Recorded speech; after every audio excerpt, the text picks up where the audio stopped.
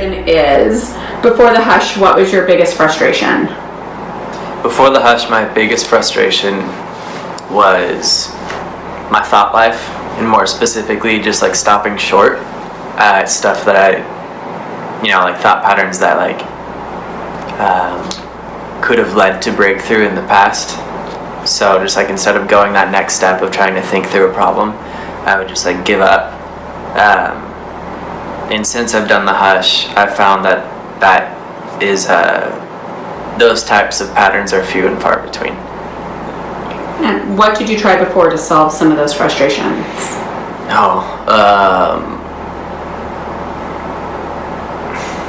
I think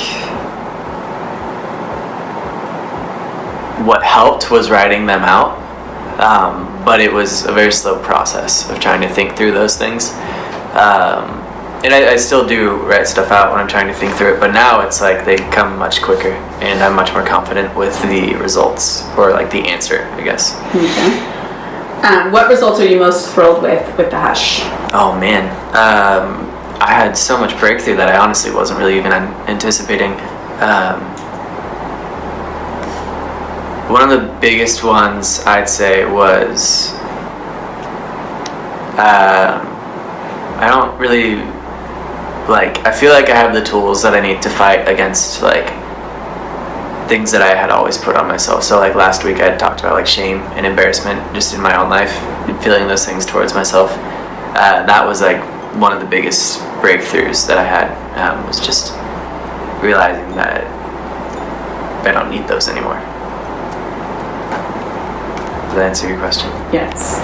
And so what was it about the hush that helped you break through that? Was there anything specific that through the hush you were able to kind of drop the shame and you were kind of able to drop some of those negative thoughts? Was there anything specific that CC taught, or was there, you could say like through CC's teachings or through the prayer time or through the journaling, or what specific tactics helped you with that? I think the fact that CC made us show up with something every week. Like the first meeting, she said that it's not going to be like other groups where you can get away with like not reading or not doing the stuff that has been asked of you, knowing that like if I didn't do it, something was going to happen that wasn't like the ideal outcome. And it's like it only works if you work it. And so I think having that standard really helped call me to a place where like I had to do the work throughout the week. And so that particular breakthrough came like I was having fun. Like I said, like I was snowboarding with like Joe and Adrian, and I don't believe that had I not done the groundwork of being vulnerable with you guys in the meetings, cultivating intimacy, and knowing that I had to show up with something every week, I don't believe that the breakthrough would have come as quickly or as clearly or as powerfully as it did. Okay, you talked about that you were able to drop some of the shame that you carried. Mm-hmm. So how do you feel different not carrying that? What's like the new Daniel? Tell me about the new Daniel. Yeah. The first thing I did before that in the morning was I had gotten to a place where like I was able to like pray. Like the first thing I did when I woke up was like, thank you that I have breath in my lungs, it's a new day, stuff like that. But there was always like that twinge of like, what did I do last night? Did I do something shameful, or like something that I shouldn't have done? And that, like, I do still think that sometimes, but the difference now is that instead of either just leaving it at that, like an open-ended question, or answering, yes, I did, and leaving it at that, now when I answer it, it's like either, okay, yes, I did, but I've been forgiven, I've repented, and I can move forward. And I can move forward with the intention of not doing that thing again, whatever it was. And if I need help moving forward, then get all the help I can. Or if it's no, then I can leave it at that. And it's like, okay, I didn't do anything shameful, I don't need to like worry about it anymore. I can go forward freely today, and it's always a battle, so to speak.